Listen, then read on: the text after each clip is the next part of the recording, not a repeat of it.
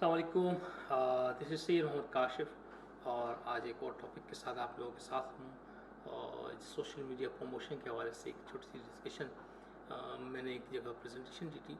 सो बहुत सारे लोगों ने कहा कि उसकी वीडियो शेयर की जाए, तो I started to share with you the little bit information about how to optimize your social media and how it could work, perform well.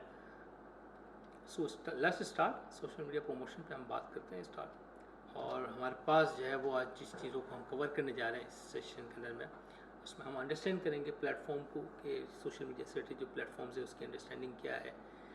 उस चीज़ को हम अंडरस्टैंड करेंगे। रिसर्च के कुछ फंडामेंटल्स होते हैं, क्योंकि किसी भी चीज़ के लिए आपको रिसर्च करना बहुत ज़रूरी है। तो वो रिसर्च के लिए क्या फंडामेंटल्स हैं, क्या टूल्स हैं, कैसे आप रिसर्च कर सकते हैं, उसमें कुछ छोटी सी डिस्कशन करेंगे।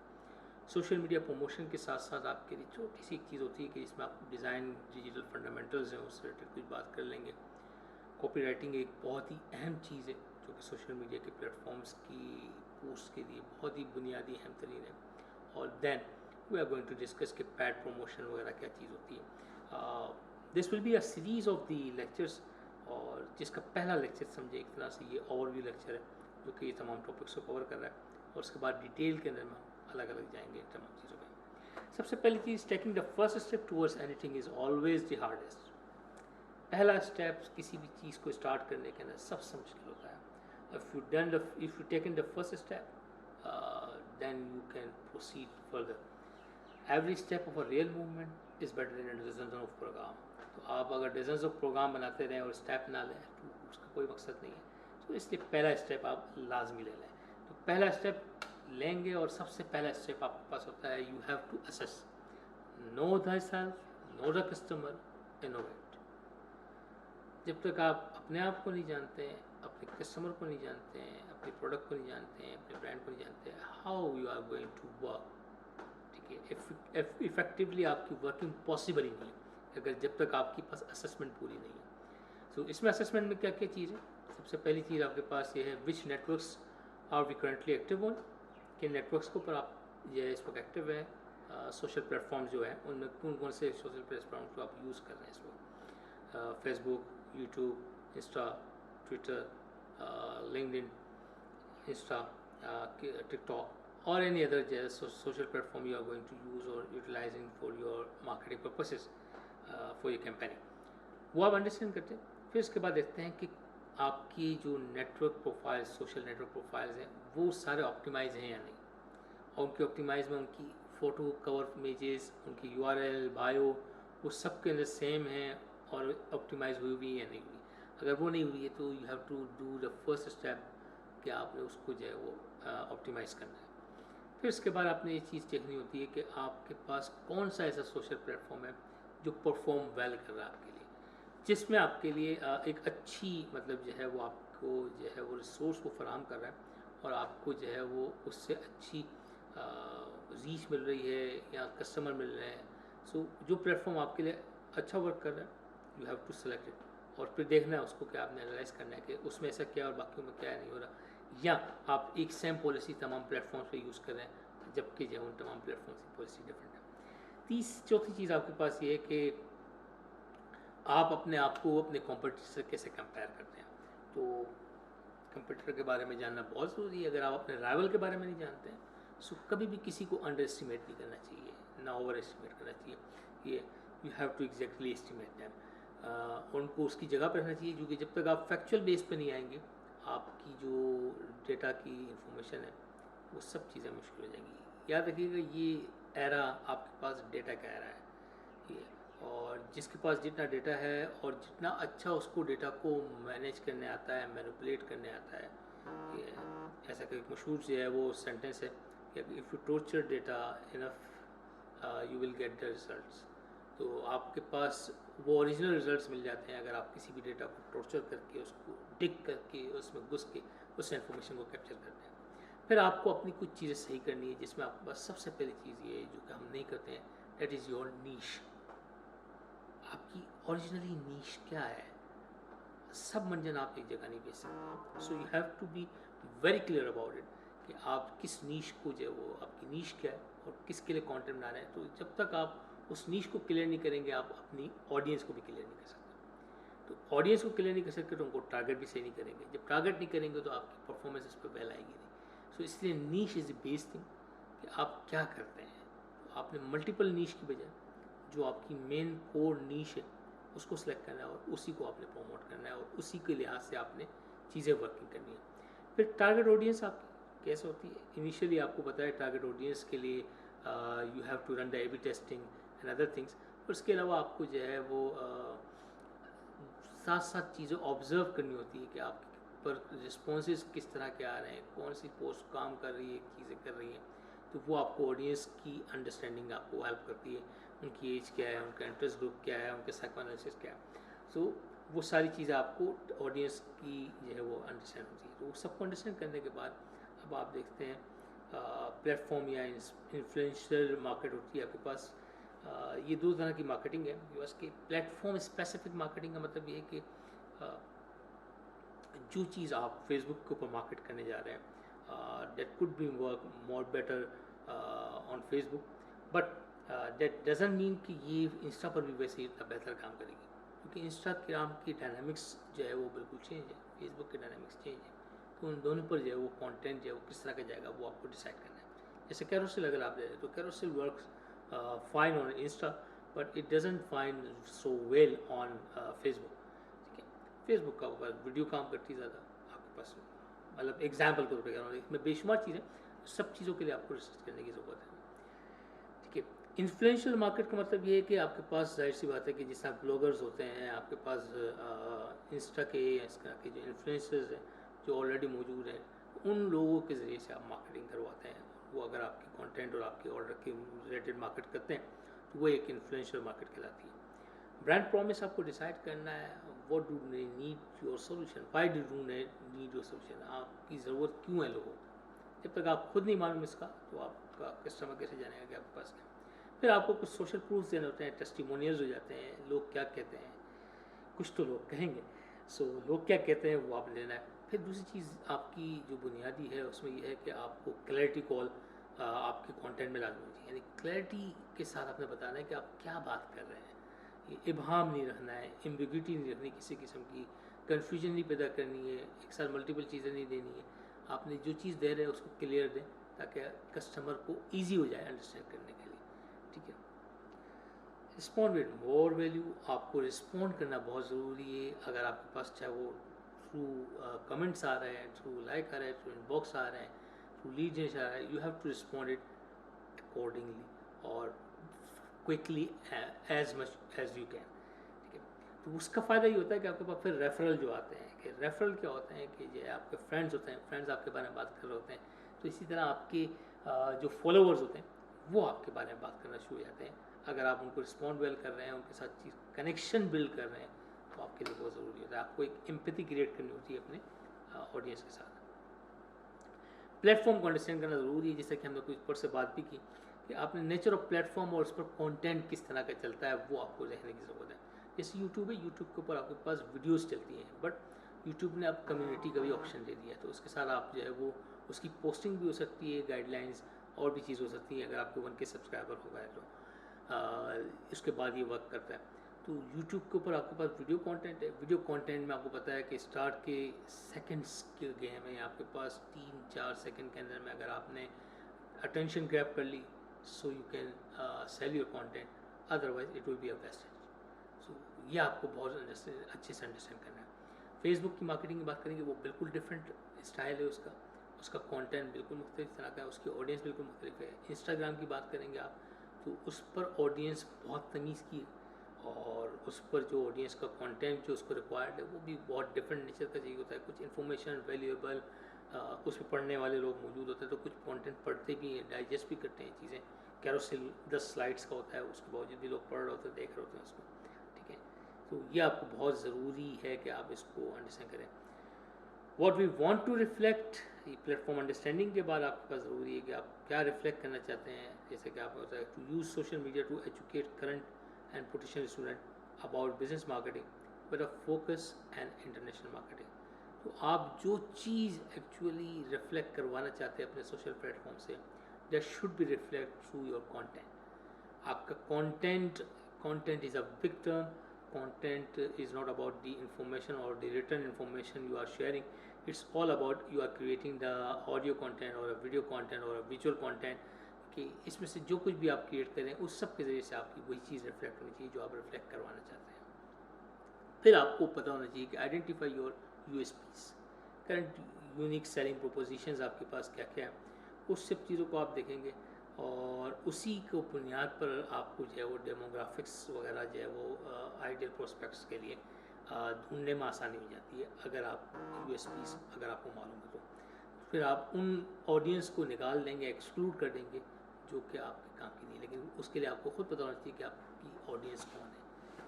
No random post on boost on social media. ऐसे उठा के मुँह उठा के पोस्ट ना कर दें, ना ही जो है वो बूस्ट ऐसे उठा के किसी पोस्ट को कर दें. प्लान करें, उसको बाद उसको अलाइन करें, लाइनिंग करें और एक स्ट्रेटजी के तहत आप सब चीज़ें चलाएंगे तो आपकी प्लेटफॉर्म्स की जो बिहेवियर है वो बहुत स्ट्रॉन्ग हो जाएगा देन अदर. फिर इसके बाद आपके पास जो है वो रिसर्च फंडामेंटल्स की अगर हम बात करते हैं तो you have a qualitative research, you have a quantitative research. ये दो तरह की रिसर्च चीज़ें होती है. इसमें हमारे पास जो ये चूँकि बहुत स्पेसिफिक सी बात कर रहे हैं, not in a depth knowledge about the research fundamentals. So इसमें जैसे अगर हम क्वालिटेटिव रिसर्च की बात करें तो क्वालिटेटिव रिसर्च में जो चीज़ें आ सकती है वो आपके पास इंटरव्यू कॉल्स हो जाती है, फोकस ग्रुप डिस्कशंस होती है. इंटरव्यू कॉल्स का मतलब ये है कि आपने इंटरव्यू कॉल कर ली किसी को और उससे आपके पास एक इन्फॉर्मेशन जनरेट हो गई. फोकस ग्रुप का मतलब ये है कि आप जिस तरह की ऑडियंस को टारगेट करना चाहते हैं उसकी एक स्पेसिफिक ग्रुप को जिसका इन्फ्लुएंस उस पूरे ग्रुप के साथ या कनेक्शन है उसको टारगेट किया और उसको अंडरस्टैंड किया और उसके साथ बातचीत की, उनकी भी साइकी को समझा और आपने उसको आगे कर दिया. वन ऑन वन है इंटरेक्शन आपके पास अगर पॉसिबल है, डीएम करके है आपके पास, मीटिंग के ज़रिए से, कॉल के ज़रिए से, जैसे भी आपके पास डीएम कन्वर्जेंस है आपके पास. ठीक है, तो ये सारी की सारी चीज़ें आपके पास क्वालिटेटिव रिसर्च की जो आपको डेटा फ्राहम करेंगी आपकी ऑडियंस के बारे में, किस तरह का कंटेंट वो चाहिए, किस तरह के मसाइल उनको चाहिए. ठीक है. अच्छा, फिर आपके पास क्वांटिटेटिव रिसर्च है जिसमें आपके पास सर्वे और क्लोज फॉर्म्स होते हैं. ट्रैकिंग सर्च जो है वो बिहेवियर्स होते हैं, ट्रैकिंग बाइंग बिहेवियर्स हैं, tracking coverage around a particular type से ये आपको मिल जाती हैं चीज़ें. सोशल प्लेटफॉर्म्स भी दे रहे होते हैं, कुछ टूल्स भी आते हैं इसके जो आपको ये इस तरह की चीज़ों के अंदर में हेल्प आउट करते हैं. डिज़ाइन के फंडामेंटल्स की बात करेंगे तो आपके पास a picture speaks a thousands word. ये बुनियादी सी बात है. Use CARP principle, contrast, alignment, repetition, proximity. I will recommend you to here watch my videos on design fundamentals playlist जिसमें आपके पास elements of design, principles of design, stationery design, social media design, multiple designs की इसमें चीज़ें जो वो मौजूद हैं. टाइपोग्राफी के साथ कैसे वर्क करना है, ठीक है, वो सब चीज़ें उसके अंदर मौजूद है. आई विल रिकमेंड यू कि आप उन वीडियोज़ को देखें अगर आप डिज़ाइन के ऊपर मज़ीद फर्दर देना चाहते हैं. कंट्रास्ट आपको पता है क्या चीज़ होती है. किसी भी चीज़ कलर का हो सकता है, किसी शेप का हो सकता है, किसी भी एलिमेंट का कंट्रास्ट हो सकता है. अलाइनमेंट आपके पास तीन होती है, left right centre, but you have to use a single alignment और a two alignment, not more than two alignment you can use in a single design. ठीक है, वरना आप एक ही अलाइनमेंट यूज़ करते हैं, दो भी आप बहुत कम यूज़ करते हैं. रिपीटेशन का मतलब ये है कि the elements you can repeat in your design to create an interactivity. इसके बाद आपके पास एक चीज़ होती है इसको हम कहते हैं प्रॉक्सिमिटी. प्रॉक्सिमिटी का मतलब ये होता है कि the information related to the group will be separate from the other. जो जो इन्फॉर्मेशन एक ग्रुप के साथ रेलिवेंट है उसको आप उसके साथ रखते हैं और बाकी चीज़ों को अलग कर देते हैं.